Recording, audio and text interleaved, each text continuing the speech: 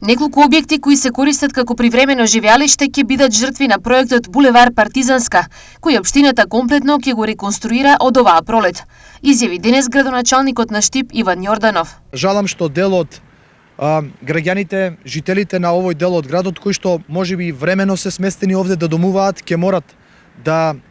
бидат дислоцирани од страна на државните институции, од страна на Центарот за социјални грижи, од страна на државата, затоа што по трасата по која што ќе минува булеварот Партизанска се сместени неколку објекти кои што мора да бидат срушени за да се практично изгради булеварот Партизанска. Објектите кои наскоро ќе се рушат некогаш припаѓаа на Штипскиот гарнизон на JNA и во него Центарот за социјални работи на овие семејства им пронајде привремени живеалишта, ветувајќи им дека проблемот ќе им го реши долгорочно и дека ќе живеат во достоинствени услови.